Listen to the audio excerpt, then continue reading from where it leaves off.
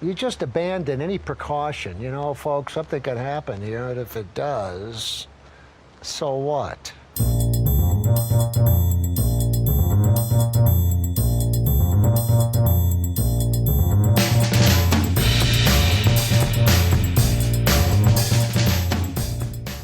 Hey friends, welcome to Nathan for Us, a Nathan Fielder fan podcast. My name is Kelly.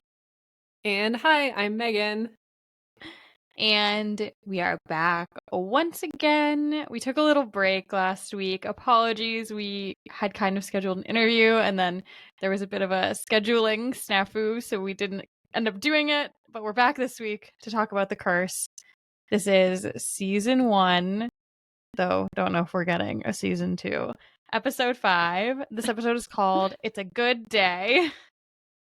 Was it a good day? It seemed like it was a pretty bad day for everyone involved I also really liked you using the word snafu. Like, should we be using snafu more often in our conversations? Just a little snafu. Just like trying to work in some new vocab. Why not? Been reading a lot of books, you know? Just being so cultured over here. I'm trying to think of like if I were to type an email, how I would like write out snafu and how that would look if there was a problem at work. Like, oh, there was just a little snafu. I do feel like at work I love to type like a weird saying into an email, especially if it's like an email to like external people. I like to type something like a little out of pocket. I don't know. I'd have to come up with like a really good. I'd have to like go through my emails to find like a really good example. Okay. We'll circle back. We'll circle back. Hit us with some great phrases to say in an external email. Is this if someone you're happy with them, you're upset with them? Is it a good day or is it a bad day?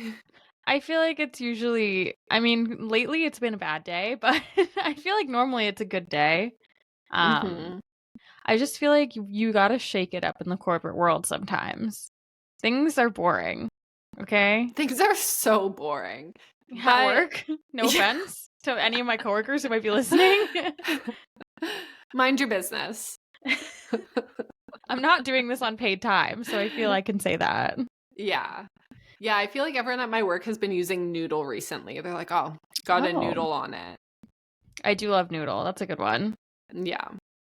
It's way more exciting than Brainstorm. Yeah, no. No, Brainstorm is passé. Yeah, we actually have been noodling on a lot of stuff in my office lately, so like maybe that is exciting. I shouldn't say everything's boring.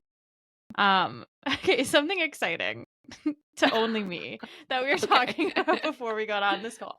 Before we get into this episode of The Curse. I was going to say this week's episode like every week as if this is a show that didn't air 3 years ago and we were covering it in the real time. But you know, I really like being out of date. Like, okay, the rehearsal was very fun, but I like to think of us as like so relevant, like so on the ball with current events, and then we're always like we're talking about a show that was 10 years old and then now 3 years old. Okay, so yes, a few weeks ago I brought up Mr. Fantasy because I felt like, first of all, no one is covering this space. I feel Mr. Fantasy, like no one is talking about this, and also I felt like he's kind of Nathan Fielder adjacent, this like weirdo character that KJ Apa allegedly has created. And I feel like there has been some updates. Did you see the interview with Lily Reinhart? No, I didn't. Tell me all about it. Yes. So Lily Reinhart is just finished post-production on a movie adaptation of the book The Love Hypothesis. I'm very excited for it. Did you read that book too? No, I just like her. I think it'll be cute and fun. Yeah, it's actually an adaptation of a fan fiction. I don't know if you know that. A fan fiction of what? Kylo Ren and Rey from Star Wars. But they're like in a lab?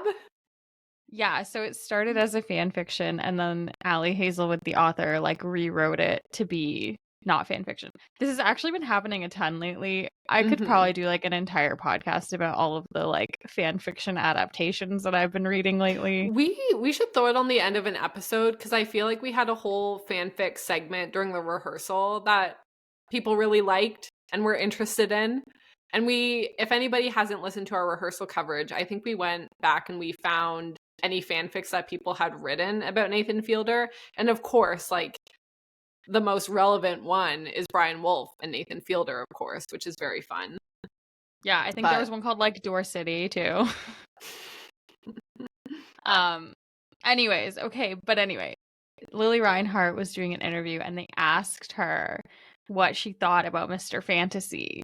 And she was like, "Oh, I'm just so happy that people are like finally getting to see like this side of a person."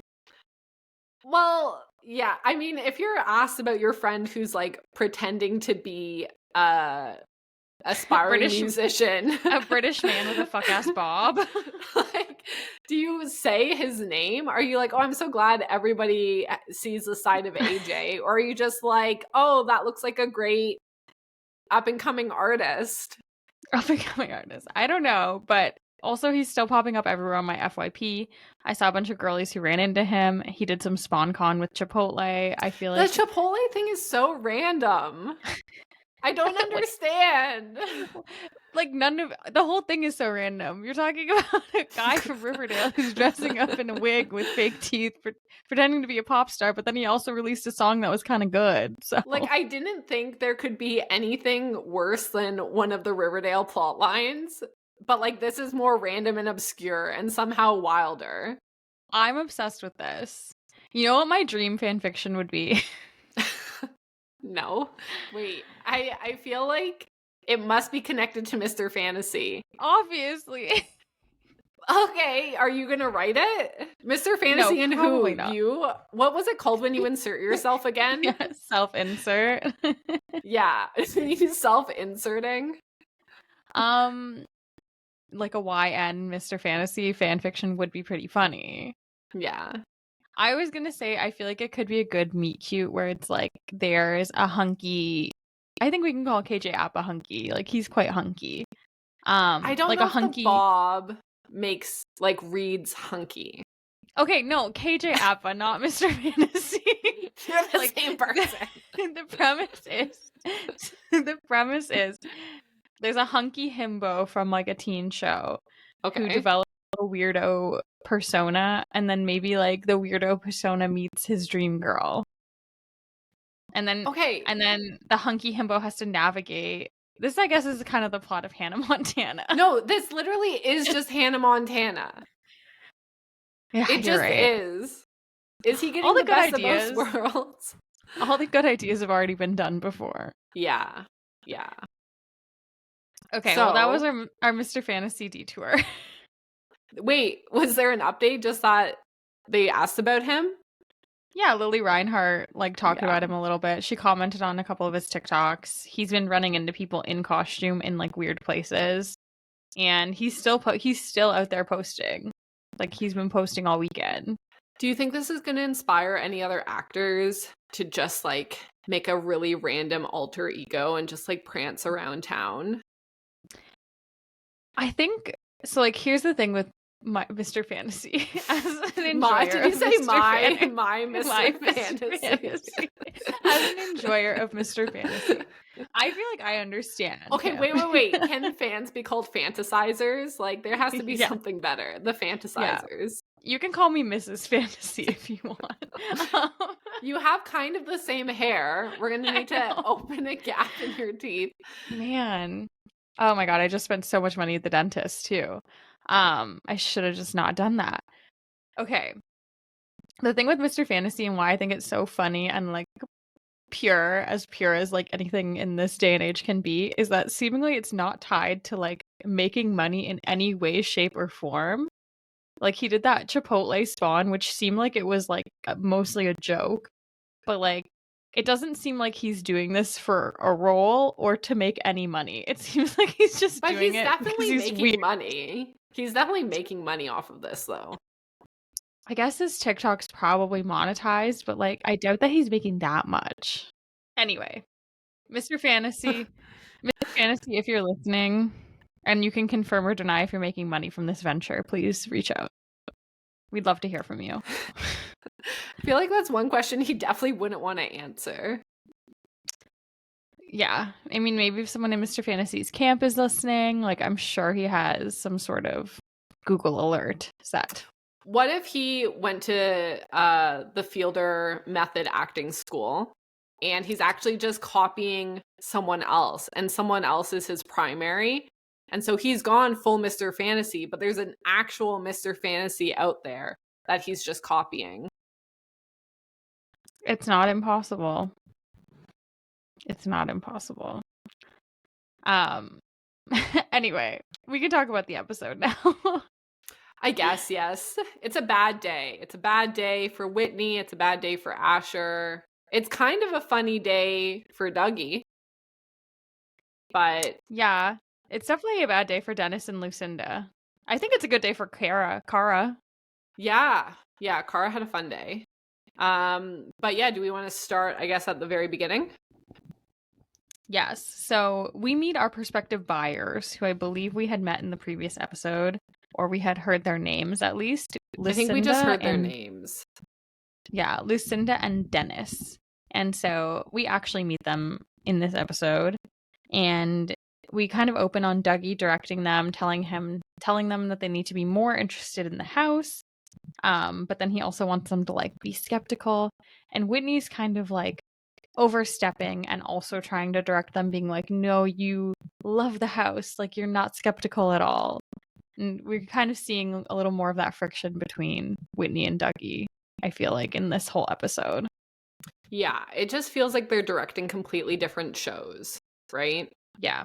But totally. Dougie at some point during it just kind of starts agreeing with her and starts agreeing with Whitney, and it's just like, yep, sounds good.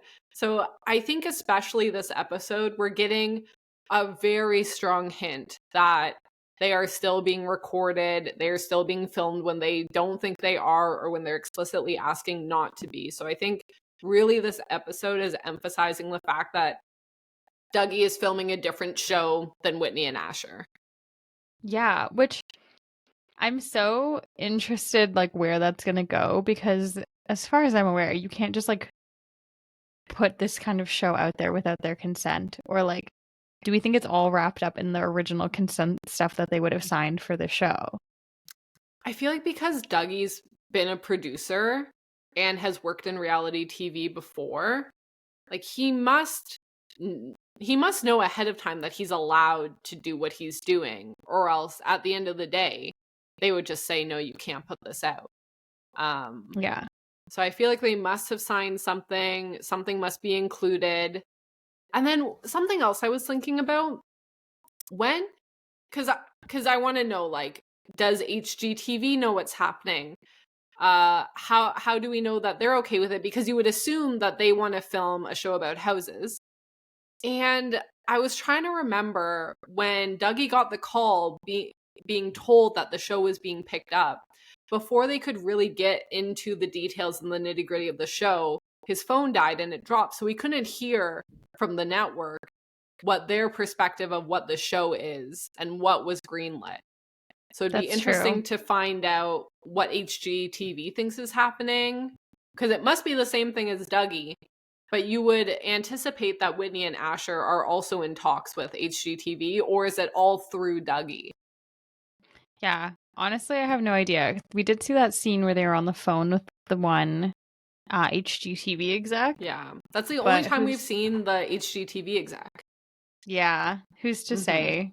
Who's to say what, like, what they're being told, whether or not it's real, or what is the more theories. entertaining show? Would you rather watch the show about passive houses being sold to different couples, or would you rather watch a show about Asher and Whitney on reality TV trying to make a show, but like spinning out and having conflicts with her parents and conflicts with the casino and the reporter and all these different things? What is the better show?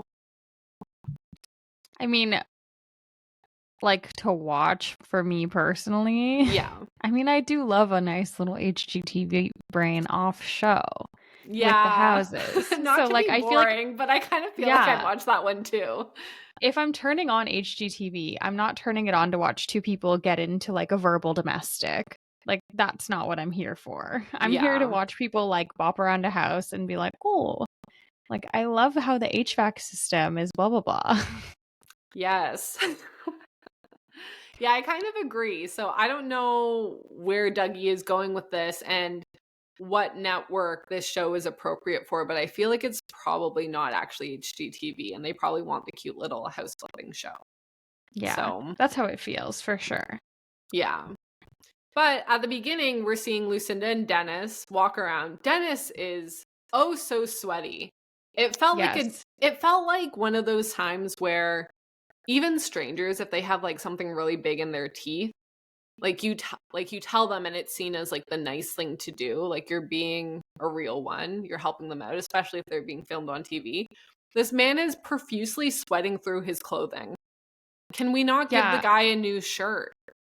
Yeah, the not giving him a new shirt is crazy. Like, obviously, this was meant to be for the audience to be like, look at how hot he is. This is going to be a problem. But, like, yeah, the passive houses are not cool enough. Yes. Yeah. Yes, which we'll have to get into because I did write down the temperatures of the houses. In Celsius, we can have a long discussion. Thank you, because I do not understand Fahrenheit unless it's 300 to 500 degrees. I have zero concept of what it is. Yeah, no, for real. Sorry to the Americans, but we don't deal in that. We only do with our ovens, but again, the only temperatures you're setting it at are like 350 to 450 ish. Like those are the only temperatures I'm dealing with ever in Fahrenheit. For sure. Okay, so we have this conversation between Whit and Asher where they're kind of arguing over getting this paper signed by Dennis and Lucinda.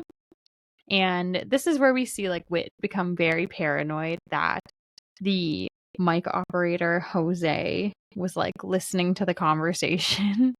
And she goes over to like make sure he was not listening, that the thing was off. Your perspective is that he's definitely listening, right? Yeah, 100%. And I feel as if his excuse of, what did he say? He was like greasing the knob. He's greasing the knob. I was like, what? Like, with what grease? No, like it's like a saying. It's just a saying. What saying? I feel like is this in your corporate emails? I just gotta grease the knob. I'm like, hey, let me grease your knob. Mr. Fantasy. I feel like this is a real thing. I feel like this is a real thing, though. I don't know. I don't know.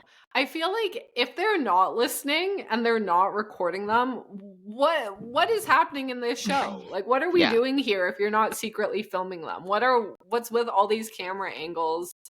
What happens? No, but then at the same time, it's like, is it so obvious? Then maybe they're not, because it's like, it would just be too obvious. I don't know.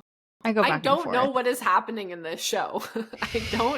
Any plot line that I think we're gonna follow, we just don't. Yeah.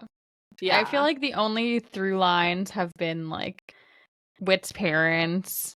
They just showed back up for the first time. It was her dad is blatantly talking about Asher's small package and calling him a cherry tomato, and then we don't see him for multiple episodes, and now he's like, hey, we should throw a birthday party for me, it's my 70th, let's record it and do some fun PR about my birthday. I mean, I think we've heard about the parents a lot, but this is the first time we see them. What did you also think about Asher's like sexual joke he made towards Whitney? I mean, it wasn't a good joke. I don't know if he's made like a good joke. His other jokes this episode, which I think you typed out the list of what was in his notes, but the other joke he said while recording was, oh yeah, your energy bill is going to be cheaper than my haircut, which is just not a funny joke. Yeah, no. I'd really love him to nail one. Just like get a really good, maybe like the last scene, he gets like one good joke and it's like he did it. He made a joke.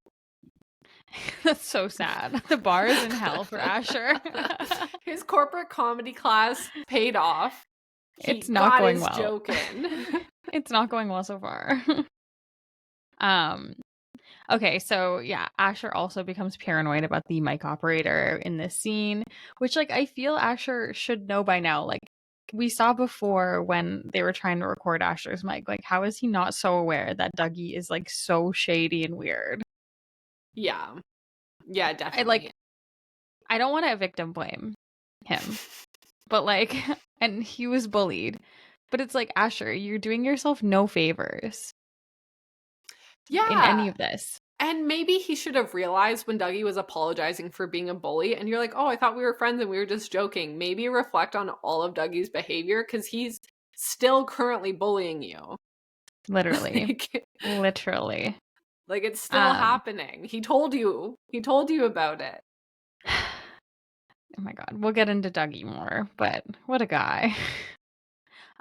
His quest seemingly went nowhere after last episode. But anyways, so many things have gone nowhere. I'm so rattled. Can we have wrap something up? We have a new plot line to follow, which is great. Kind of related to the one previously when we saw Wit talking to, I think his name was James, who's like the head of the San Pueblo. And he was talking about the highway and how like people are driving on it not realizing that it's Pueblo land. So now we're seeing that apparently the Pueblo have, I don't know if they've asked Wit and Asher to do this or if Wit and Asher have just taken it upon themselves. I don't think that was really established. I think they took it upon themselves. I don't think anyone asked. Okay. But so they've developed this non-legally binding agreement. Love non-legally binding agreements. Like, what does that even mean? What use is a non-legally binding agreement? Maybe it's just like to facilitate a conversation so that when the neighbors are saying, oh, you brought another person in to live here who doesn't fit in with us, which apparently she has determined is her job to not only sell properties, but to also pick someone who fits in and gets along with every single neighbor. Maybe it's like to say, oh, hey, we had them sign this and we vetted them to see if they would be a good person. It's more so just for herself to feel good about it. Yeah. Yeah, I think that's probably correct. But so we hear about this agreement, which is basically the couple buying the house would need to, or the person buying the house, whoever's buying this house needs, or they would prefer if they would sign this agreement, which essentially just says that they support the San Pueblo tribe and support their, claims to the land and support the fact that this is Pueblo land and all of these things. When Asher talks to Lucinda and Dennis about this, Lucinda is like, okay, like, is this going to cause a problem for us? Like, are we going to lose the title on our house? And Asher's point is basically like, well, you were able to get title insurance, right? So, like, it's going to be fine because the insurance company would never want to lose money. I mean, I do think it's not the worst argument, but yeah, I feel like Asher read the room really well and understood now is not the time to be asking them about this. Like, they already got pushed back because while they were doing the house tour, it was very clear that they wanted to bring in air conditioning. And again, not by bringing that in, you would not be keeping that passive house certification. And the people that they are marketing this to don't seem to care about that. So it's kind of confusing to me of, again, if they're saying it's one of very few passive house certified buildings in the area, they're very expensive, they're very specific, you would think that you would have an easier time finding the people who are interested in this specifically. So they're already on edge. They're already not 100% comfortable. They made a lot of really bad jokes during the tour and got a lot of clarification about things that they would want to change that would be difficult. Did we want to review the temperatures? Yes. And we can determine if it was reasonable or not. Yeah. Well, okay. I feel like one thing I want to say before we get into this, like, we haven't established where they found these people, have we? We don't know where Dennis and Lucinda came from. No. Okay. Yeah, because I'm just so curious, like you said, and we'll get into, I think the guy at the end, his name is Mark, I believe. But I'm just so confused by, like, where are these people finding these passive houses and like this new community and all of these things? Is it just like Asher and Whit have like incredible marketing and that's how they're finding all these new people to want to buy the houses? Because like Vic, seemingly not a good fit, quote unquote, according to Whit for the house. Now Lucinda and Dennis, again, claims from Whitney that they're not a good fit for the community in the house. And it's like, how are they even finding this random passive house community? Yeah, it seems like you would be able to find more people who are interested in keeping that passive house certification, and it would be their reason for wanting to buy the house.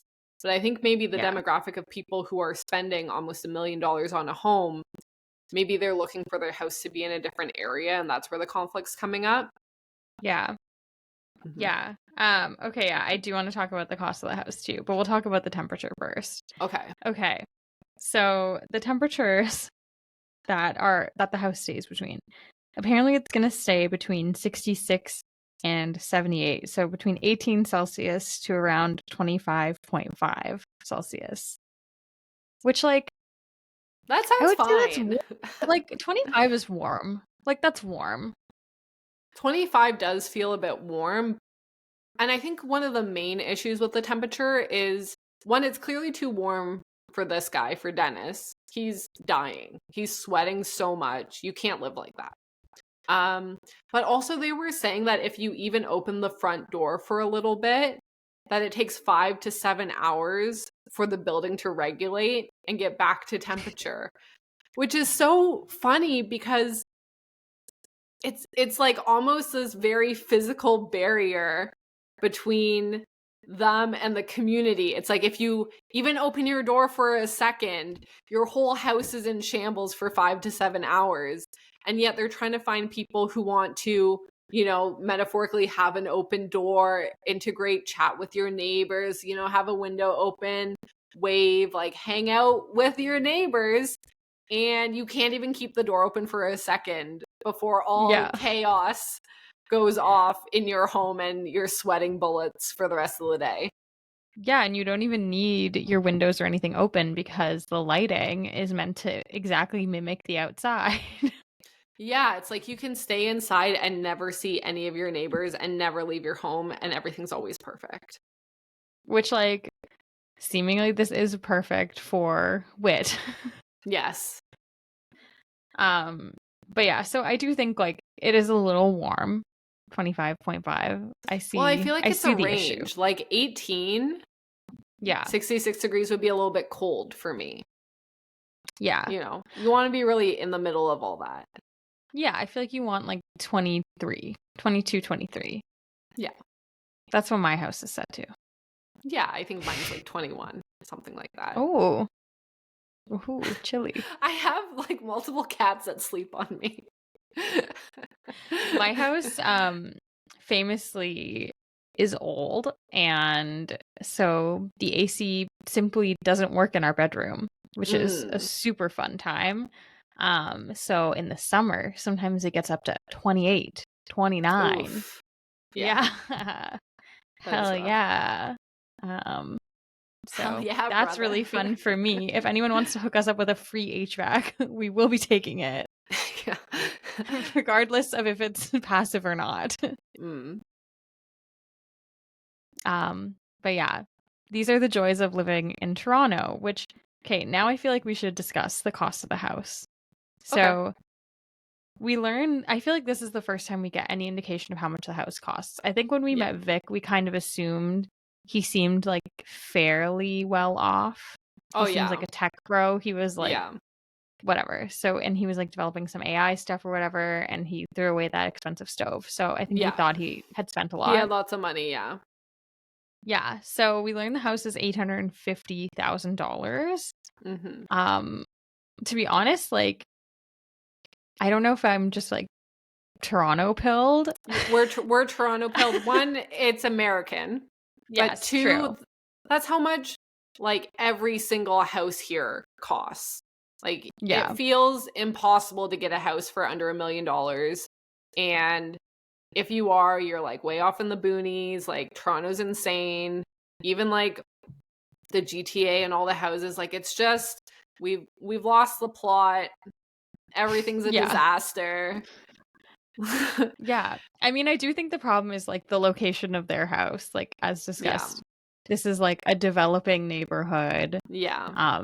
There's some issues with the community where it seems like the community doesn't love the people who are moving in. They don't love the passive houses and, you know, all of that kind of stuff. So, I think later we learn that there's like a lot of crime according to some people in the neighborhood. So definitely see the issue of like the house being quite expensive. Yeah. Yeah, it's definitely very disproportionate to the other homes in the neighborhood. Yeah. Which also there is something to be said for like, you don't want to be the person with like the bougie nice house in a neighborhood where like other people do not have a super nice house. Like I feel like you just don't want to be sticking out like that anyway. Yeah. Okay, so something else that we learn is that Asher's lost his phone and he starts like dinging it using an air tag or something, however he's dinging it. And he walks over and Dougie's just holding it. He's literally just holding Asher's phone. Yeah. And he's downloaded JDate and Tinder. This was so weird. One, he's just sitting there munching on ice, really to emphasize the temperature. Like, it is too warm. We got it. And then he also pretends that he didn't realize that he has Asher's phone, which of course you know if you have your own phone or not. It's an insane lie. And Asher's like, oh, we don't even have the same brand of phone. And if you're going through someone's phone to download things, one, Asher, honey, get a passcode. What are we doing here? Throw 2FA on. Like, what are you doing, babe? What is happening? Apparently his whole phone is open, including the app store. And Dougie's just downloading dating apps. JDate and Tinder. Which, do we think he's trying to set Asher up to have a conflict with Whitney? Because you could just download these. He's already on these dating apps on his own phone. So why would you need to download them on a friend's phone unless you've been banned? Like our good friend Jeff from the rehearsal, who needed to borrow his mom's phone number to download dating apps. So it is possible. The only explanation is that he was banned on his own phone number and needed to use Asher's phone to download it to try again. But you would just ask your friend, would you not? Like, how long do you think you can take his phone for? No, he's definitely just trying to manufacture drama between Whitney and Asher. Because or like, as discussed, maybe he's trying to get Whitney to be mad at Asher so he can swoop in and date Whitney. But I think he just wants to manufacture drama for the show. Weren't you saying something crazy like last episode that you thought Dougie and Asher had a thing going on? I said there's an energy. There's not. That's crazy. I still think there could be. I feel like we didn't get a moment. No, you don't. We didn't get a moment this week like last week. I think last week with the pizza, there was no moment. There was a moment. There was no moment. When they kiss in the finale, you're going to be like, holy shit. I'll do something for you. I'll take you to dinner. If they kiss in the finale, or if they start dating, if anything romantic happens, I don't think they'll them, actually start dating, but like, it's just like palpable, like tension. It's not palpable. There's no sexual tension. Palpable. Okay. Try to incorporate that into your email. I do want to discuss his choice of dating apps because he chose JDate and Tinder. Yeah. And I'm trying to decide, is this just because, and like, no offense, but like, is it just because Dougie's old? And so he was like, what are the kids using? Tinder and JDate? Are those just the only apps that he's on? That's what he's using, like, for sure, right? Like, I feel like he should be on like Hinge, no? Yeah, like, wouldn't he be getting Hinge Bumble? Our demographic is Hinge Bumble. I don't know about the other demographics. Well, because I don't know. I think they say Tinder is more for like hookups, but I feel like JDate would be for like actual dating. Yeah, I think it must be. Mm-hmm. I also like. Do you have to be Jewish to be on JDate? Yes. We know that like you can't join to be like, I want to date some, like I'm into Jewish guys. That's not allowed. I don't think so. I think you get kicked off if you're not like, because there's like Christian mingle. There's like something for everything. I think you have to be the thing. Oh, interesting. I feel like Christian mingle is so much easier though. Because like you can just be like, I'm Christian, and it's like I went to church one time. But then You know why what I would you mean? even want to be on Christian mingle? Like, why would you want to find someone Christian if you're not Christian? Maybe you're just into that. But then if you're Maybe into you're that, like- you would just be Christian. If you're like, this You've is for me. Have you not watched Fleabag? Sorry, I'm gonna get into a whole other thing. Okay. Okay. Okay, but she wanted him to leave the religion. She liked it when he was in that little outfit and they were in the confessional The booth. outfit is separate. The outfit and booth is not the religion. It's like the situation you're in. I feel it's different. I feel it's I'm like blushing thinking about that scene. Do we need to It explain feels what happens in different. Fleabag for our Okay, go. listeners? I've been getting a lot of clips of Fleabag recently. I mean, like, I think people know what the show Fleabag is it was huge If like not, a couple years watch it. ago. It's great. Definitely watch Fleabag. But the main character ends up like meeting a guy called Hot Priest. Like that's literally just like the only thing they refer to him as. And they hook up like in the confessional booth. And it's like crazy. That's an energy. Okay, well, if Dougie and Asher hook up in a confessional booth, I will concede that there was They tension. wouldn't though. They're Jewish. Oh. But then it would be extra fine. It'd be like in the synagogue. I don't know where. I don't know if there's like an equivalent in the synagogue. I don't think there's like a hot hookup spot. As far as I'm aware, I don't know. So because of Fleabag, you've determined that people would want to go on Christian mingle. I think maybe. Even if they're not Christian. Like, I bet you there's some Fleabag heads. Fleabag heads trying to meet a priest. Well, priests like, would not be on Christian mingle. I guess that's the whole point, is like they're not supposed to be fucking. Yeah. You'd have to go in person and try to like lure them. Lure them. Sounds so bad. So nefarious. The whole thing's a little nefarious, no? A little bit. Oh my god. Thank God we didn't get raptured, I guess. Like this most recent rapturing? I feel like it happens all the time. It was supposed to happen yesterday and then last week. It's been twice in the past 2 weeks that we've supposed to be raptured. Survived, baby. Still out Coming here. out on top. Unfortunately, this might be hell, and that might be why we're still here. Touche.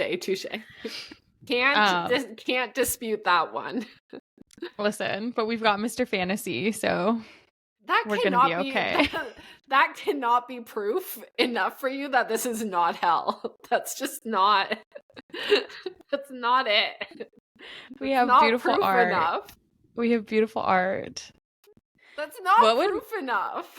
Would you be mad if you got raptured and didn't get to finish the curse? Like, and we never got to find out how it ends, and if any of these storylines get wrapped up. But I wouldn't exist, right? I assume there's some kind of like in between. So I'm actually reading a book right now where the two main characters go to hell, to try and like scoop up someone and bring him back. Is that like in Hercules? A little bit Hercules different. like jumps and like scoops up Megara and like swims back up. This one's like a little bit different. Hell in this one is actually a university campus, which is interesting. But anyway, which university in Ontario would be hell? Probably like Brock, no offense. Two of the most lovely people I know went to Brock. Like, it could be Waterloo, let's be real. It's probably Waterloo. Which is where me and my husband both went. Military. I Yeah, forget how we got if you want to have a here. bad time, you want to be bummed out, like look up the University of Waterloo campus and you'll be like, oh, that's really ugly. Yeah. Because hell is ugly buildings. Not Yeah. like in Flipanthropy, where the passive houses are gorgeous. They are cute. They do be looking cute. Okay, so anyways, we see this whole thing with Dougie and Asher. It doesn't really go anywhere after that, other than that one comment and Asher Okay. taking his phone back. How doesn't Asher immediately check if he made profiles on these to see if he was making it for himself or for Asher? Like, he would have had to fill out something. It's definitely for Asher. I feel like maybe Dougie didn't have enough time though. Like, how long did he have his phone realistically while they were filming? It's probably only like a few minutes. Yeah. Okay, and we see Whit also goes to confront Dennis and Lucinda about the HVAC thing.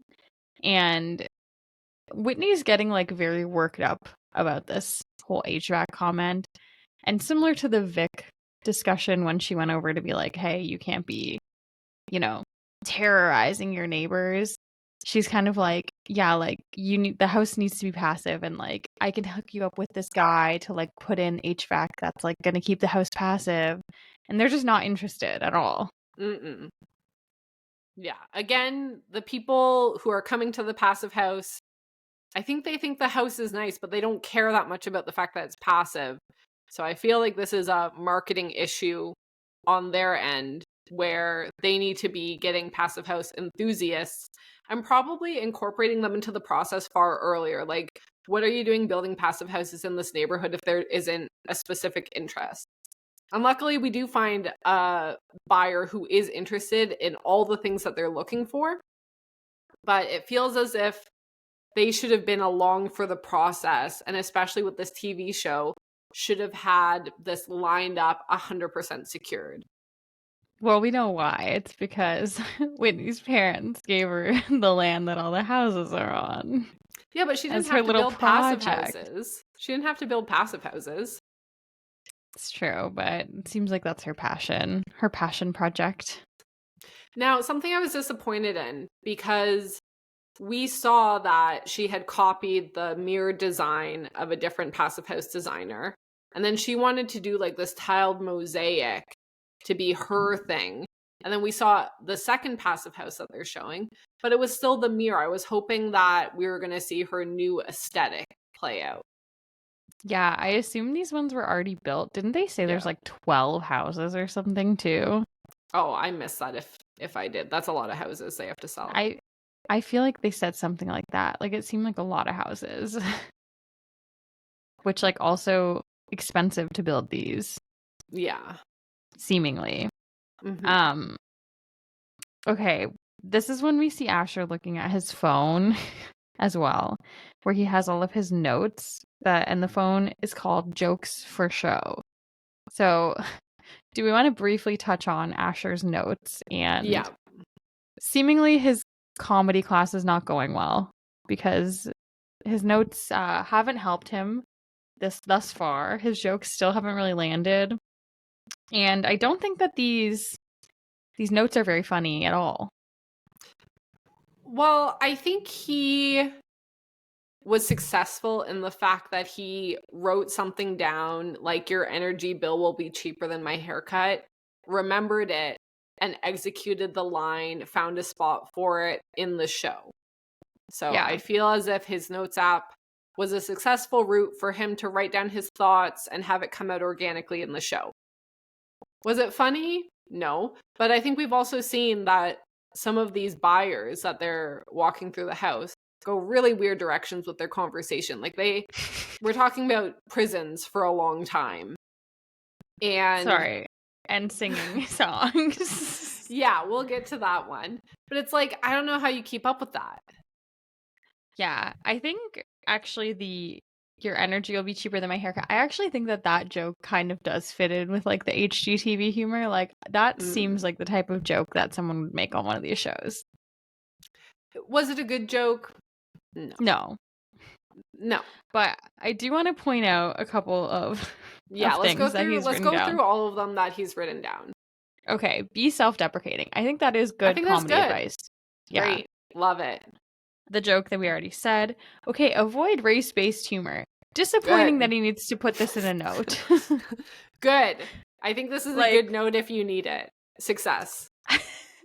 Like, he's like about to make a joke and then he like looks down at his phone and he's like, right, I'm supposed to not be racist. I forgot. I need to not be making racial jokes. A good point. Pop culture is funny. And then he had in brackets Pepsi commercial, which I'm like, was he talking about like the Kendall Jenner Pepsi commercial where she like puts the flour or whatever it was, like she hands a soldier like a Pepsi or whatever happens? I forgot about that until right now, and that's very, very funny. I hope that that's what it was referencing. But like, I guess was that topical then? I don't remember when that came out. Yeah, but we're a little off Yeah. cultural beat on this one. I feel like it was older than 3 years ago, though. Most likely. Maybe he's also off his cultural beat, though. Never try to be funny. But that's what you're trying to do. Interesting advice to have 2 lines underneath a joke that you had pre-written for your show. Mm-hmm. Also, always punch up, which I think is good advice. This is Lucy. Everybody look. If you are watching on YouTube, well, I guess 1, we're on YouTube. Come watch us on YouTube. 2, here's the final cat. Okay, I do think always punch up is good comedy advice. Always. I agree. I think that's very fun. When I used to write a lot more social media for an old brand that I worked for, that was kind of our rule. We were always like trying to punch up. I think that that's solid advice. And I also thought we were funny. You were funny. Oh, thanks. Remember the rule of 3, which I think like is good advice, I guess. Do you know the rule of 3? Like, kind of. I don't know how he wants to apply it to his HGTV show. Well, it's like if you're listing things in 3s, make the 3rd thing like out of pocket. I'd have to see him do it well.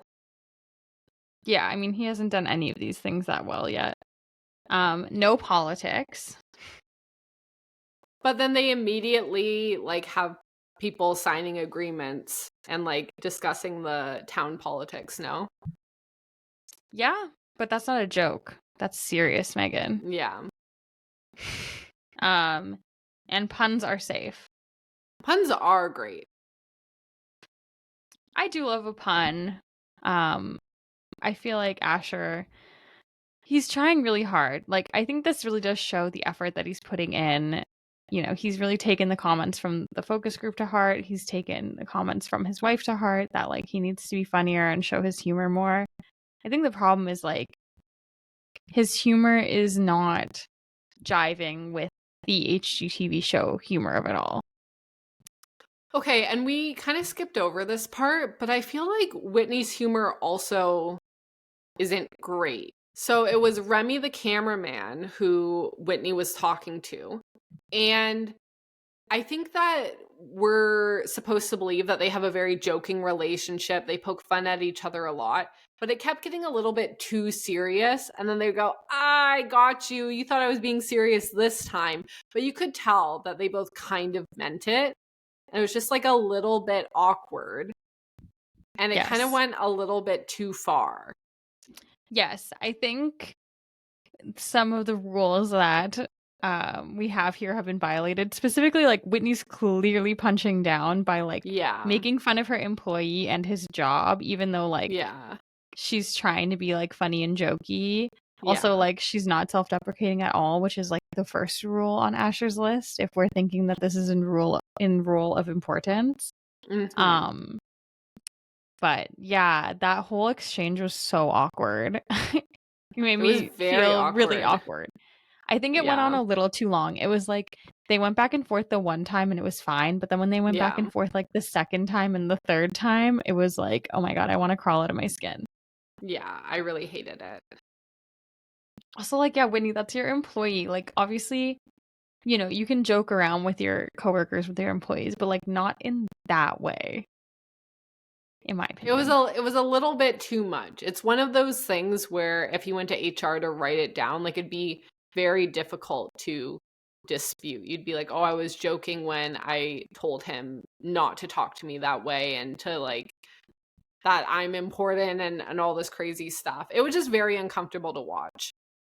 Yeah. So, at least Asher is trying, and yeah, they're just, and they're a married couple. That's who you're around the most. Like, they're probably kind of a similar level of funny. Like, they're both just like want to be funnier. And I would say on TV, Whitney is much more approachable and does seem like a better host. But they're both just like a little cringe. Yeah.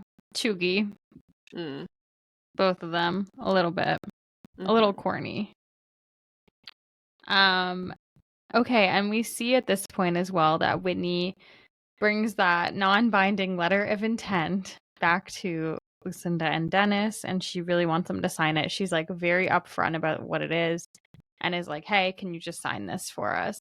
And they are not into this. Like, Lucinda's immediately like, "Okay, if we sign this, are they going to come after the title to our house?" And Wit's like, "No, like, this isn't about that. Like, you're just signing to say you support the tribe." And Lucinda kind of comes back to her and is like, "Well, what if I don't support the tribe?" Which is, honestly, that was a spicy comeback. Well, I think a big chunk of it is like, you know what? They're new to the community. This isn't something that they know anything about. But also, I think a really big part of this is like reading the room, which she Yeah. completely failed to do. She realized like she wanted for her own agenda to have this signed and didn't, and is pushing it at an inappropriate time when they're already upset about the AC and all these other things. So it just like really missed the mark. Like, it felt like they were having conflicts about other things, and so no matter what you presented to them, it wasn't going to go well. They weren't going to sign anything, I felt. Yeah. And like, to give Lucinda and Dennis a bit of the benefit of the doubt here, too, like, they're about to spend $850,000 on the house. And like, this is a big thing to kind of spring on them last minute to be like, "Oh, the tribe like might try and come after your land." Like, yeah, that would make you a bit upset and a bit stressed out. Like, you don't really know what's going on here. You're about to spend a lot of your money on something. Like, you probably do want some time to like have your lawyer look over this thing too. So, but Whitney is pissed and they get into a big fight about this. And Whitney kind of leaves, and Asher kind of stays to talk to Dennis and Lucinda. He tries to defuse the situation. And then as he's like walking off, we see him like snap on Lucinda and be like, "You're a fucking bitch. Like, you can't talk to my wife that way." And it's like kind of out of nowhere. I think this is maybe the second time we've seen him do this. The first time being with the reporter. Notably, both times were with women. I'm not sure if the reporter is also a woman of color, but kind of a rough look. Yeah, I mean, it wasn't great. He shouldn't have said it. I feel like he realized like this isn't going anywhere. You know what? I got to put my wife first. I'm going to defend her, because what he was kind of saying is like, "Oh, I'll go work on her," like agreeing that she's being unreasonable, which she kind of was, but at some point, I don't know. You got to defend like your life partner. Calling her a bitch was like way too far. You could have just been like, "Hey, let me work on a situation that's happy for everyone." He just seemed like he thought about it, walked away, and was like, "Screw this. This isn't going anywhere. It's not working out. If I'm going to end it, I'm not even going to make it seem like I wasn't defending my wife." So I feel like he just was like, whatever. He's a bridge burner. Like, one thing about Asher, he stands 10 toes down for his wife. Yeah, he's just like, whatever, I don't even care anymore. Because especially when characters have time to think. Like, it's one thing if he like snapped in the moment, you're like, "Oh, this is someone who doesn't think before they speak and is rash." He thought about it as he walked away and was like, "Fuck this." Yeah, Which is but a so little crazy. too bad because then he also gets in trouble with Whitney after. So he Yeah, really like, can't win. literally, he can't win. He like goes back to Whitney and they get into this big argument because Asher's like, just change the wording on the letter, and Whitney's like, no, I'm just not going to sell the house to them. And we learn that she spent 4 years of her life working on these houses, and she's just not willing to give up all that time to sell the houses to people who do not care, in her words. Yeah. But yeah, so big drama. Dougie comes by and lets them know that the couple is done with the show. They won't be buying the house. Yeah. The drama. I mean, yeah. Bye-bye. We've lost 2 buyers in 2 weeks.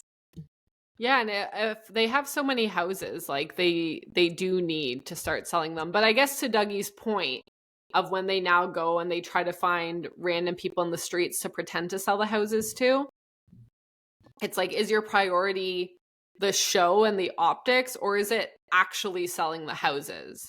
And if you're actually selling the houses, how much does it matter what these people are like? If they're good for the show, if they're not. So it's kind of bridging that gap and wondering, okay, what's reality TV? What's not? What's real? What's fake? Our classic Nathan Fielder topic. Yeah. And Kara's back. Okay, I found the Cara Dougie duo very, very funny. I really like them as a little tag team of people who just hate Whitney and Asher. Like, I feel like Dougie should like Asher more, but I think he maybe doesn't like Whitney. There's something about Dougie and Cara together that I found very funny. Compelling. Compelling, yes. But what confused me a bit is, so they brought her in to be the fake buyer. They bring her in and she very clearly is mocking Whitney and is not saying the right things. And rather than trying to workshop it with her and say, hey, actually, can you say these lines and do it like this?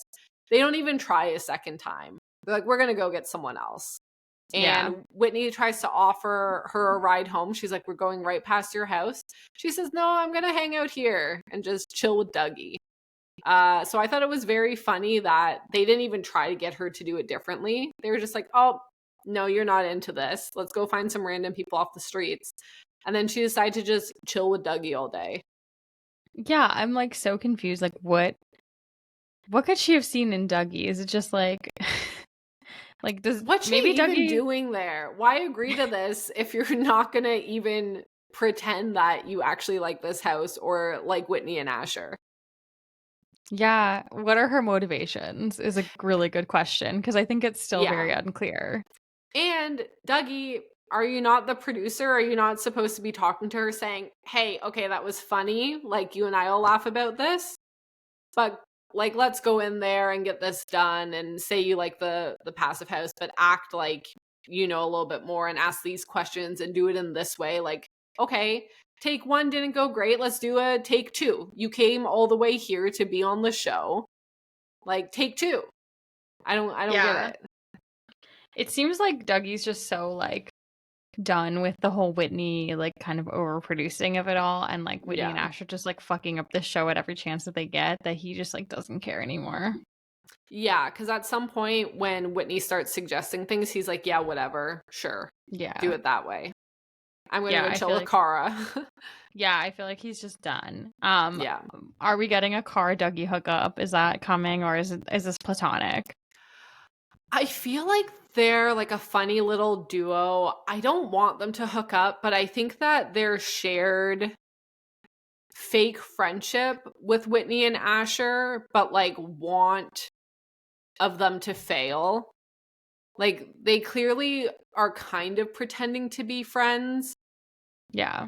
But are hoping for the worst for them. I feel like Dougie might, like, if we're ever gonna find out that he's secretly recording them and trying to prank them and set them up, like, if anything, he's gonna have a few drinks and tell Cara about it.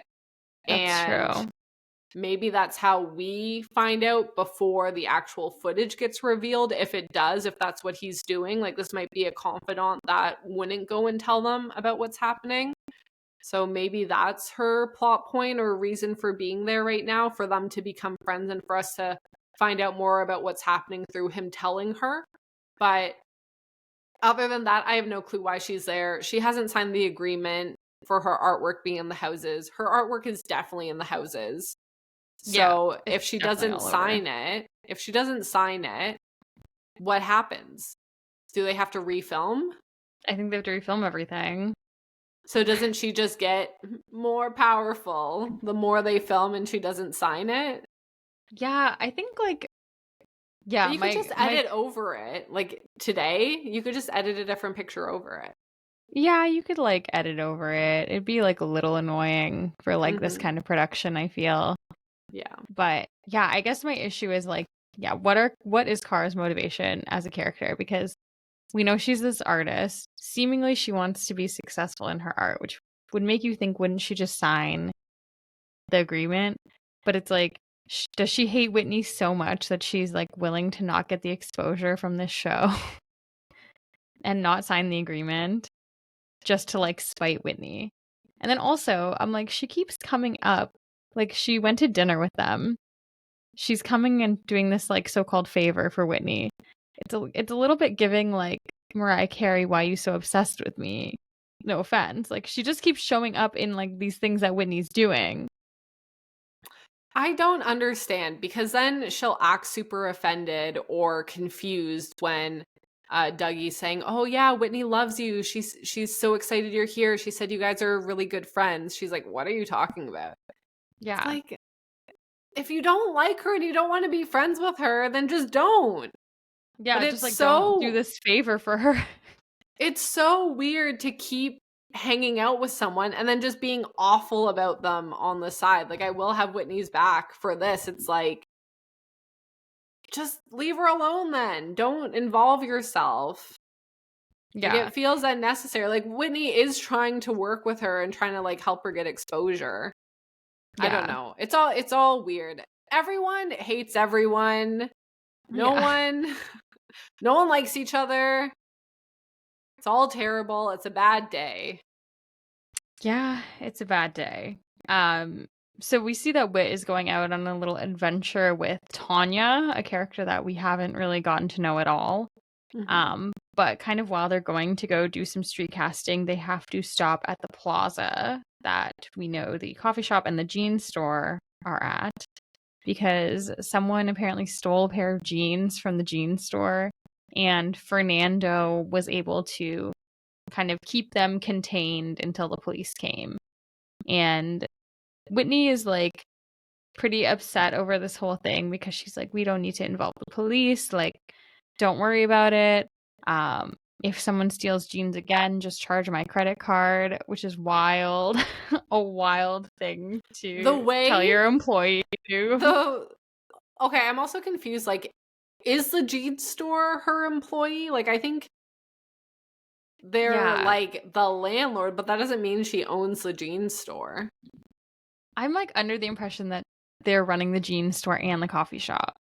I thought that they were just running the coffee shop.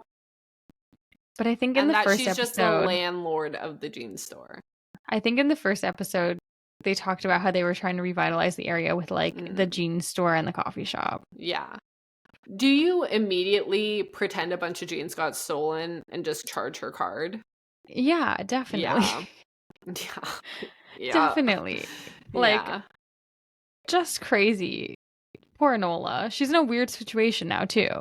So weird. Also, Whitney, don't give out your credit card information like this. Like, it's a weird move. Like, I get that, again, it's this thing where the intention is kind. You know, there's an individual who could be struggling, who can't afford these jeans and takes them. So it is nice to not press charges and to pay for them. That's a nice concept, but like, you're not solving the crime problem by paying for some jeans. Like, if anything, you're encouraging more crime. Yeah. Like, or put in a store that sells clothing that people can afford if you are in fact in charge of this clothing store. Like, put in a clothing store with prices people can afford. Like a freaking run for local government or something to Yeah. try and help this like systemic issue. Like Mhm. giving the credit card to the girlie working at the jean store is just putting her in a weird situation and it's not helping Yeah. anyone. Yeah, because Or like, she's yeah, going to get a charge and is going to get upset about it. Like, yeah, something's going to 100%. happen with this credit card information. Yeah. Yeah, she's gonna get scammed, like who knows. Yeah. But yeah, it's a very awkward situation. I was gonna say, have you worked retail before? I know you've done like a lot of service jobs. Very briefly, I worked seasonally for one winter over the Christmas holidays at Forever 21. Oh, did you have to deal with a lot of shoplifters? I don't think so. I think I was like, that store has so many sections. I think I was mainly just like reorganizing clothing like constantly. I think that there was like a big pile of the sensors in the change room once, but Mm, like I know a lot of local businesses who are getting robbed. Like you actually can't do anything if someone's yeah, robbing your store. Like literally you cannot stop them legally, which is kind of yeah, crazy. But it is true that you can't do anything about it. yeah. They're literally like, so like I've worked many a retail job in my in my time. And I used to work at a running store that was in downtown Toronto at Yonge and Wellington. If anyone knows that area, it's like really, really aggressively downtown and kind of near like the financial district.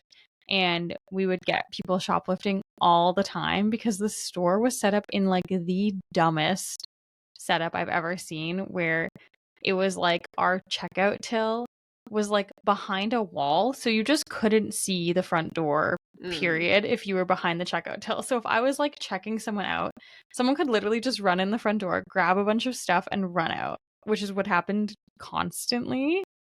And then we were always getting in trouble for getting shoplifted. And they were like, get out from behind the till, like go stand in the middle of the store. And I'm like, okay, but if they come in and steal stuff, like what am I gonna do? Yeah, you're not going to tackle them. Yeah, someone also broke in one time. We shared our like basement storage area with a deli, and someone like probably, you know, an unhoused person, I would imagine, broke in the middle of the night, and I was like a key, what's it called, like a key leader Key or holder. whatever, key holder. So Mhm. like sometimes I would get a call if the alarm went off because my manager lived quite far away. And I remember I got the call and it turned out this person had broken in through our store. They didn't steal anything from our store. They went down to the storage room, went into the deli, ate an entire cheesecake, and then Nice. left. And that was like, I've never it was respected anyone more. wild. Honestly, that person sounds like just a future friend. Like, honestly, cannot shame them at all. Like, No. it could have just been a drunk person. Yeah. Wish it was Um, me. Yeah, like a dream. Imagine you just get to slam an entire cheesecake and then you're like, oh fuck, I gotta go. The alarm's Yeah. going off. The cheesecake alarm. But yeah, that was one of the weirder ones that we had. But yeah, it was a crazy place to work. But yeah, so for anyone who's never worked retail, you literally can't do anything if people shoplift. So No. But C'est la Fernando did vie. do something. And also when we were talking about hating every character, not Fernando. This man is And lovely. I like Enola, Yeah. the jean store girl. I like Yeah. the assistant. Yeah. And I like Tanya. Tanya seems fine, yes. Now, again, we are on Fernando Pulse Watch. I need this man to live. And I'm glad he's still carrying his gun. I am so worried about the one time there is danger, him having no self-defense. So that is just my continued worry and watch. I'm worried about the opposite, where like the gun does not seem particularly secured. And like I couldn't imagine putting a gun just in your pants and not being so concerned about just like blowing off whatever it's pointing at, your ass. I think that's like a real thing. I think that's like an actually like again, our Canadian showing, we like aren't around guns very often. I think that's like a fairly common injury Oh, in I the thought you were gonna States. say like a common place to hold your gun, and I was like, No, maybe the like safety's great.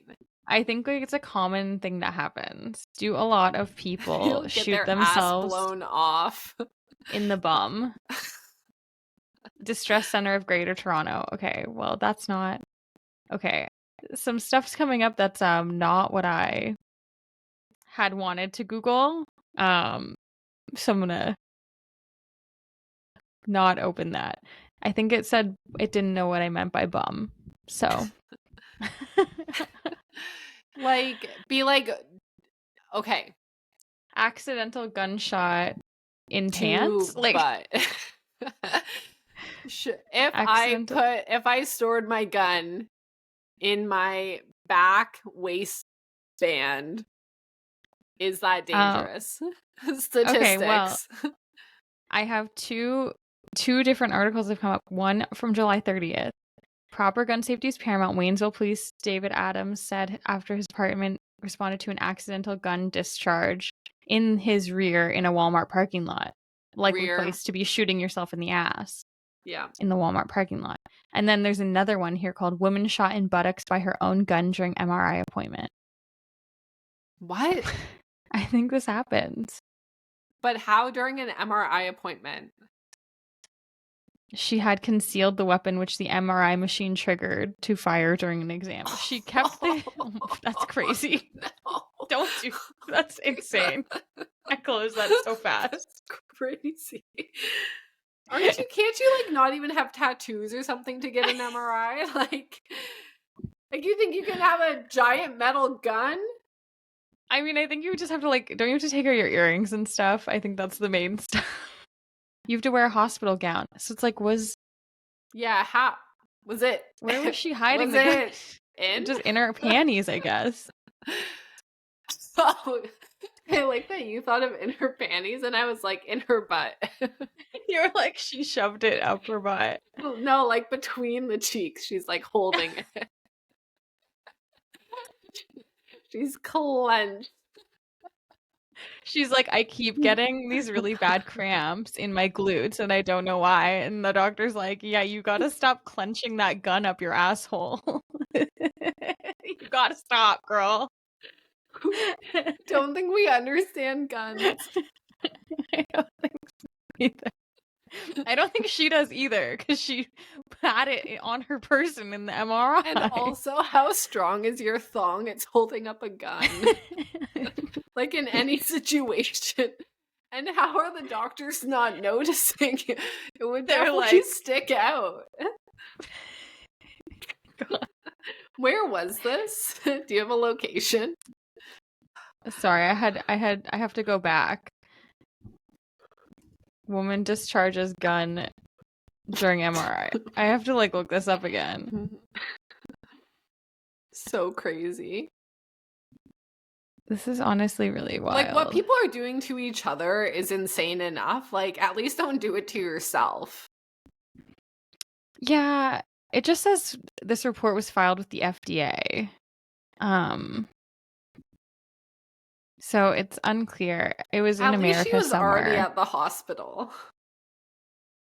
Yeah, apparently it was the exit wound was very small and superficial, only penetrating subcutaneous tissue.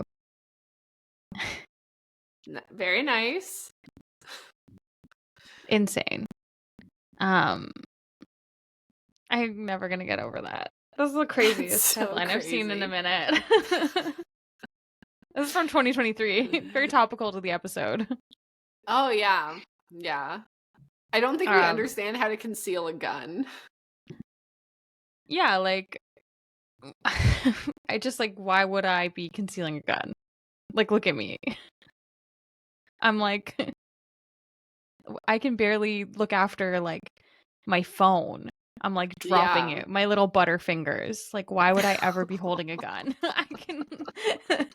Can you use that phrase in a work email? My little butterfingers. Yeah, like every time I take out my every time I take out my little headphones, like I'm dropping them all over the floor. They're like bouncing all over the place. Yeah. Like I can't be near a gun. I can't be holding a gun. Are you kidding me? Yeah, I feel like that would be very stressful. I'm like a cartoon that's like whoop whoop whoop whoop whoop, and they're like trying to catch the thing, and it's just like bouncing all over their hands. Like that would be me trying to like hold a gun. Yeah, but hopefully Fernando's cheeks stay intact. Yeah. Yes. I hope he's staying safe. Yeah. He's whipping out lattes, giving out little treats though, stopping shoplifters. The man is thriving.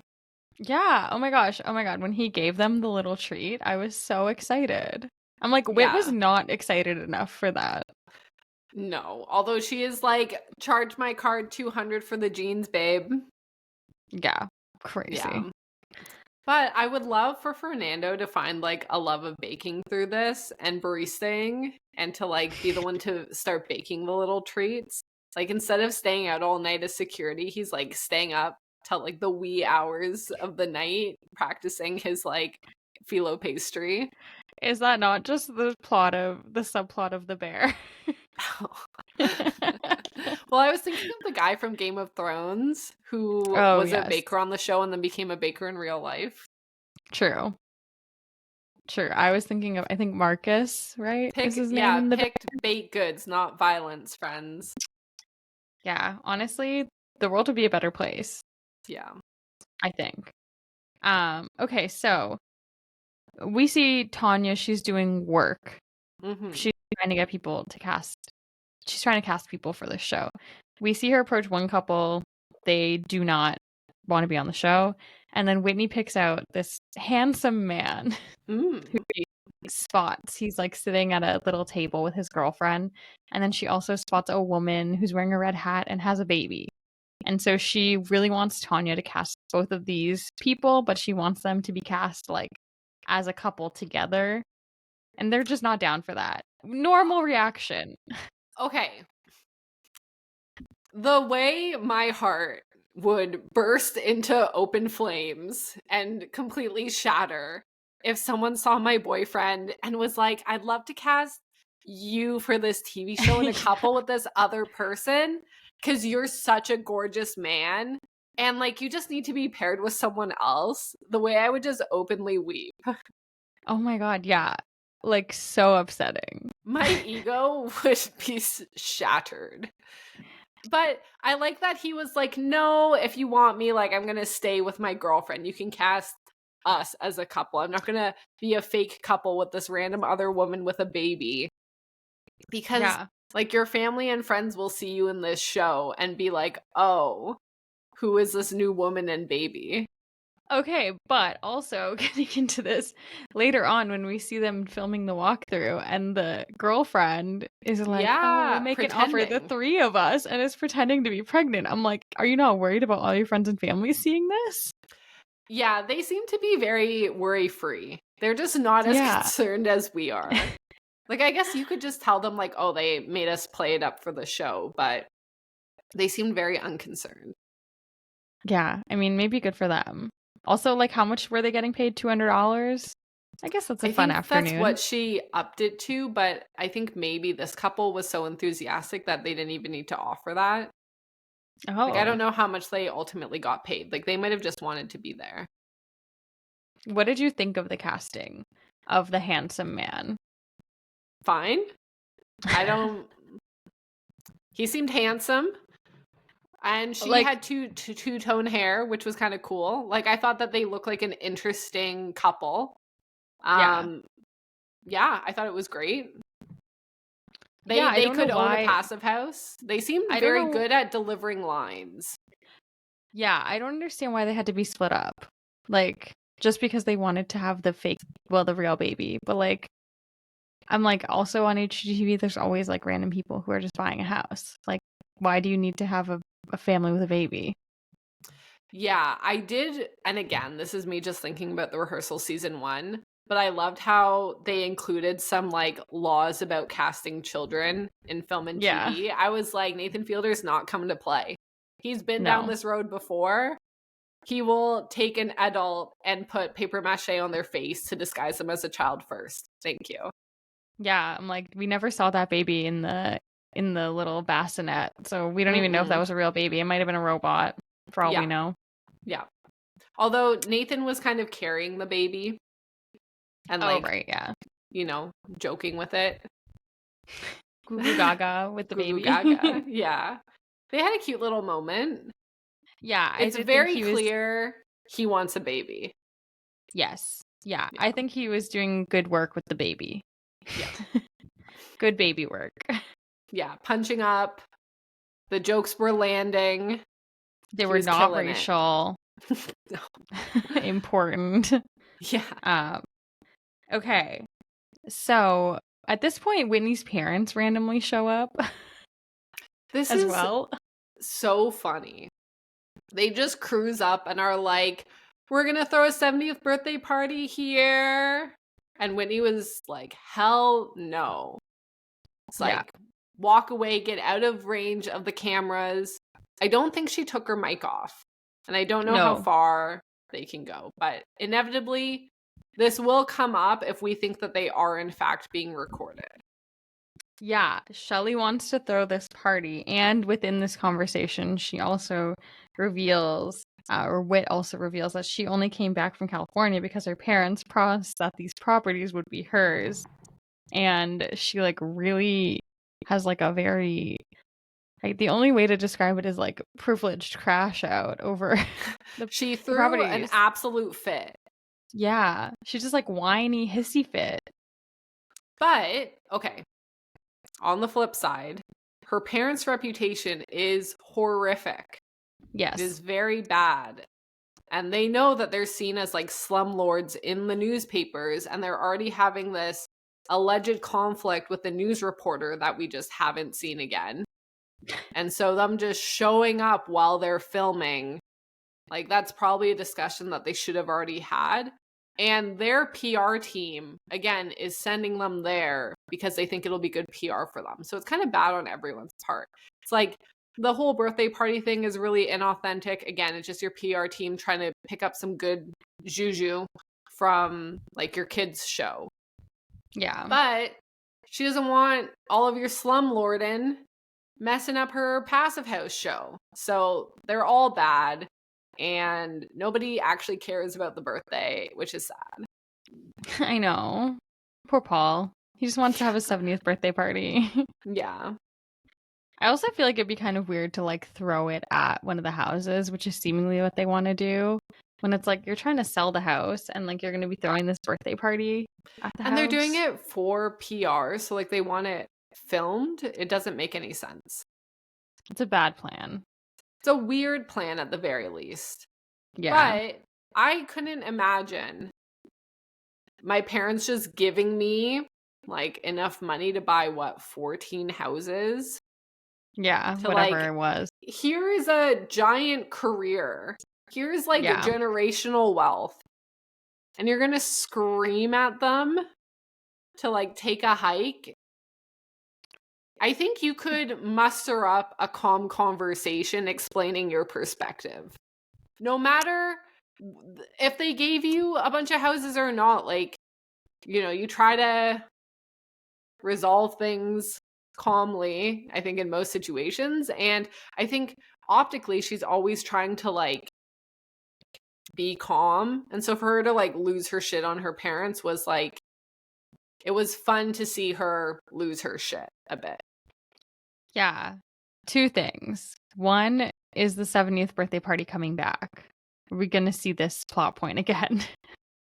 Maybe another dinner at the house, but I don't think they're pushing it again. I don't think they're trying after the freak out unless Asher swoops in and tries to resolve things and throws a surprise party or something like that. Like I could see Asher trying to smooth things over, or Dougie overhearing this and wanting to stir some things up. I can see not Whitney. I could see Asher or Dougie trying to do something with this birthday party, which causes a bunch of shit. Yeah, that's a good point. I would love to see Dougie get involved with this birthday party. That'd be crazy. Yeah. I was also just going to say my second thing. I feel like Emma Stone, again, just like such a good actress because, like, Yeah. you know, she seems lovely. She seems like a great person. Wow, did I hate Whitney after this freak out on the parents? Oh, the whole episode, like, she really was the main character this episode. Yeah. And from the very beginning, like, the joking / mean interaction with the cameraman, like, so uncomfortable.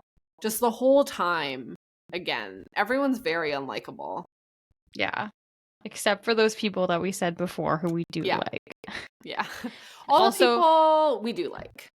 Also, the handsome man, I think Pascal is his name, seems fine. Yeah, standing up for his girlfriend, making sure she's included. That was all very nice. Serenading us with Stand By Me. Okay, that's where he 100% lost me. I forgot I hate him. Okay, I don't like him at all. He's in my bad books. That was horrific. Never sing when not asked. It's a weird thing to do. Okay, but I was obsessed with this scene because the girlfriend, I don't think we get the girlfriend's name. We don't get her name as far as my notes go, but they're like standing together and she's like looking at him like so proud and is like kind of like, for anyone not watching the video, I'm like raising my eyebrows and doing a like, huh? Like she's like, are you gonna, like, you should do it. And like, I thought she was acting like that to be like, oh yeah, like we're gonna put in an offer, like, oh, just say it, like we're gonna take it. Like I thought that that's what they were doing. And then this weird singing started, and I was like, they're just gonna fully cut it out. Like, fine, I was obsessed. sing, we're cutting it. I hated it. I loved it. And it made me not like him. I thought it was so funny. Because The like, worst. why else would you be street cast on something like this if you don't have like some ulterior motive for like, yeah, I like want to show off my singing skills. Yeah, it makes sense for why he would go on, but there's just no way they would ever include that in the show, right? I don't know. Like Whitney seemed to get a small kick out of it. Like I feel like Whitney doesn't understand how like insane it seems. I just think if you're a singer, like you would never go on a house flipping show and sing expecting it to be included in the show. Maybe that's what they need. Maybe that's what HGTV needs more of. Musical house flippers? I don't know. We could try it. No, nobody wants that. Nobody wants this. Nobody wants this. Yeah, and then that kind of just like ends that scene.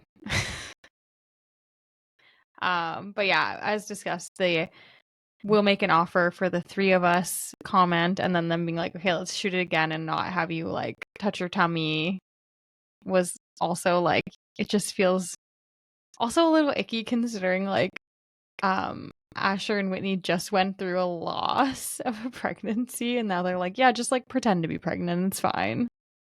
Yeah. Very uncomfy. Almost as uncomfy as you saying the word tummy. Not necessary. Sorry. That shows you have a baby. Yeah. Big toddler energy saying tummy. You get a pass for having a toddler, but it's not it. You never say tummy troubles? I always say that. Never. Oh. Who am I telling that to? Oh, that's like a big discussion point at work. Really? Oh, Yeah. I would never admit to anyone that. I'm like, I can't come in, I have tummy trouble. Try it next time. No. I couldn't even type that comfortably. Also, sometimes I tag my runs with that. If I like had a run where I like had to go to the bathroom a lot, I'll be like, oh, tummy trouble. The runs. Yeah. The runs. Okay, so after this whole thing is wrapped up with the fake tour, we kind of see that Asher and Whitney are still trying to figure out like who can they actually sell the house to. And we hear about this college girl, this mythical college girl who we've heard about a couple times. Apparently she's no longer interested in the house, which is good. Because Whitney's like, well, we don't want to turn this into like a college town. Again, just like really policing who is allowed to buy this house. And Asher talks about a guy they had met called Mark Rose. But we learned that Mark Rose had a like Blue Lives Matter sticker on the back of his truck, which makes Whitney really uncomfortable. And she's like, there's no way we can sell to him. And Asher kind of pressures her into having a meeting with him that night. Yeah, I think it's that conflict of we just need to actually sell a house. Yeah. Versus, again, what is for the show? What is real? Like, who does this person need to be politically in order to sell to them? But Asher finally convinces her to at least take the meeting. Yeah, and it goes super well. Yeah, and you could tell she's so annoyed the whole time that it's going well and can't even pretend. She doesn't even want to shake the man's hand. She's so up on her high horse about like he will never fit in, we will never agree on anything. And it turns out he actually has a lot of positives and is really representative of the community well. Like his great grandmother is a part of the community. He seems to be on the correct side of all of the issues that Whitney was looking for. Supports a lot of causes that she supports. I think it was the World Wildlife Fund and UNICEF. He supports the police and the firefighters. And then also, what is the other thing that he says? Christian missionaries. Oh, yeah. So he look, supports... Look. Christian missionaries, and he's like, oh no, the sticker is just like, because I support the police. Which is... Yeah, which maybe yes, maybe no. Sus. You know, it is sus for sure, but you never know. But again, like, if you're selling to someone, you can maybe disagree on some issues. You know, it doesn't normally come up in the selling process. And she really wants this person to fit into the community well. And also, really importantly, he knows a ton about passive houses and actually seems like if you had him on the show, he is someone who would be really enthusiastic and asking the right questions and really representing the passive house community really well. So there's like this big irony of, you know, he actually probably would have been pretty perfect to cast on the show and is the only person who's been interested in buying it so far who cares about the passive house certification. And regardless of buying this home or not, was actively pursuing other passive houses as a purchase. He wants to live off the grid. You know, he's a right-wing dude. They're not going to agree on things politically, but as far as a lot of her big issues and big causes and ways in which she wants the person living there to integrate into this community, he seems to check a lot of boxes and actually seems as if he's a person who would fit in well. And she can't really say anything to it. You can see how much it's bothering her and how much she wants him to have worse answers to her questions or more combative answers. And like, I couldn't imagine going into a house, an open house, I guess, or like a tour, and someone asking me about my car or different things. I'd be like, oh, can we talk about the house? Not that I'm someone who puts bumper stickers, let alone controversial bumper stickers on my car. But afterwards, Asher is like, so we can sell to him, yes? And Whitney can only say, yeah. You know, she agrees.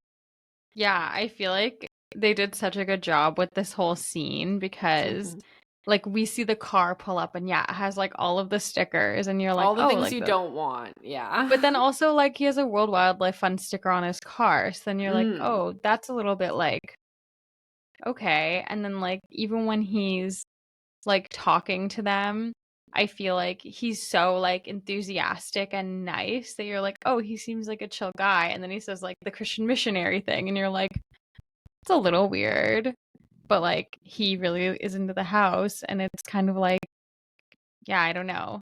Like sometimes people do have confusing values because it does feel a little bit, I guess we don't know for sure that he is right wing. Like he might not be. He might just have interesting views or like a kind of weird, maybe he's non-political at all. That's the other thing that's possible. Yeah, it's one of those things where you very quickly judge a book by its cover. Now, you know, when you're plastering bumper stickers on your cover, it's easier to judge you.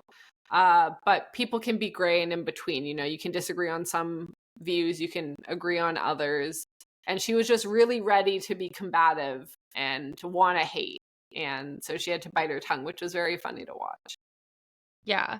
It is also like a little crazy to be looking people up who are going to be buying your house on Instagram. Yeah, I think if it's like your childhood home that you care a lot about, or there'll be situations where you're selling a house and you want to make sure that the person isn't going to tear down the home, is like actually interested in the property that you have. Like I know at my dad's house, for example, it's like their house is built out of like these big logs, and the person selling it really wanted like the house to kind of stay as the house. And that's one of the reasons why they ended up going with my parents.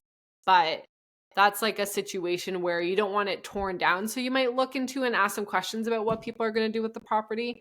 And especially when she wants the passive house certification to be kept. That's something you could ask, but kind of looking up like what opinions they have on certain issues is definitely going pretty far into your investigative social media creep, I guess. Yeah. Yeah. But yeah, it sounds like Mark's probably getting this house. Yeah. And wasn't he underbidding on it?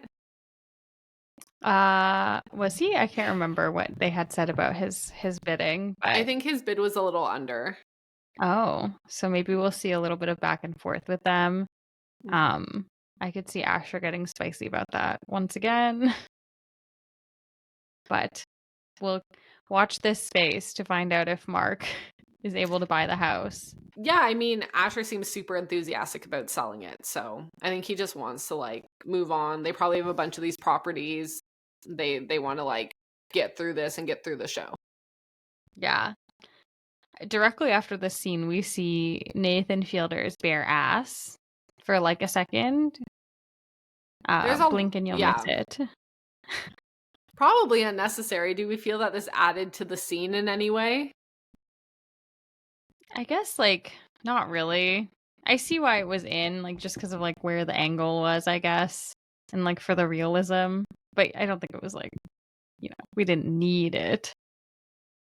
And Asher crawls into bed and he, lets Whit know that she's at peak fertility, but she just puts on her sleep mask and goes to sleep. Rough, tough. Yeah. I mean, if you're not in the mood, telling someone they're super fertile doesn't help, I don't think. Was it the Mark Rose discussion that made her be like, I can't?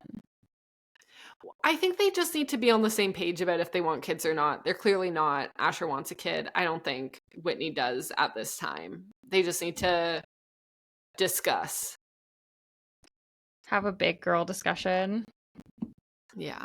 That's kind of the end of this episode. I can look up what is coming up next, which will be episode 6. It's called The Fire Burns On. I'm actually so excited now that I have read that title. Okay, do we think the first passive house is exploding? Oh my god. A literal fire burning?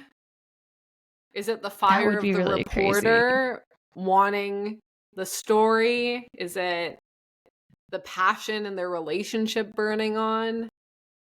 What is the fire? The about says Dougie and Whitney hatch a plan to spice up the show while Asher becomes increasingly aloof. Oh, I like interesting. Dougie and Whitney kind of coming back to the same page and getting in cahoots. Because I did not expect that to happen.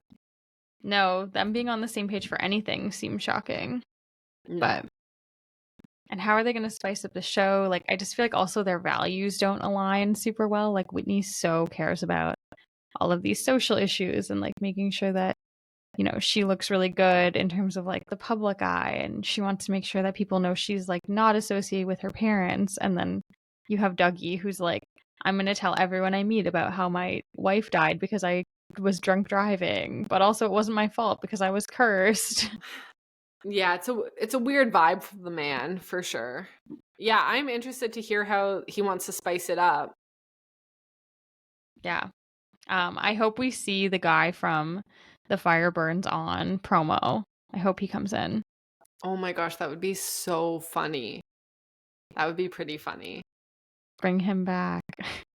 Bring him Maybe and he whoever won the Yeah. dating show. They come in to buy a passive house, get some celebrity status.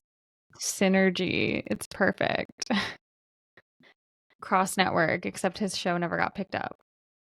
Maybe it will after they're buying a house together. We can only hope. I guess I can let people know where to find us. We are at Nathan For Us Pod on Instagram, at Nathan For Us Podcast on TikTok, Nathan For Us Podcast on YouTube, and you can email us, nathanforuspodcast@gmail.com. You can leave us a voicemail. I'll put the link in our description of the episode. Meg and I are going to Medieval Times on Friday, so yes, perhaps we will post some content from Medieval Times. We'll see. For our Canadians, happy Thanksgiving. We're gonna go to Yes. celebrate. Big we were not celebration. sponsored. So sad. It was Yeah. only our dream. No big deal. Yeah, we've talked about this before. If anyone listening happens to work for Medieval Times or knows someone at Medieval Times, like, we would love to work with you. We would. I don't know in die what capacity. to work with you. I don't even know in what capacity that would be. We'll You know how, we'll like- do a lot. You know how, like, at the for baseball tickets. game you can throw out like the ceremonial first pitch. I wish that The like first it was at Medieval joust? Times. Yeah, like you could do a ceremonial joust, or like we would like be the first like falcon. We would like throw the falcon in the air or something. Can you dress as a falcon and I'll chuck you? I hope someone listened or watched the bird documentary I recommended. I really wanted someone to DM us about that. The listeners. If you watch the bird doc, please DM Meg. I thought it was very fun. If you're in on Mr. Fantasy, please DM me. If you are Mr. Fantasy, please DM her. Oh, wow. Yeah, if only. Mars came to say goodbye. Ta-ta. This has been Kelly and Megan and Mars on your side.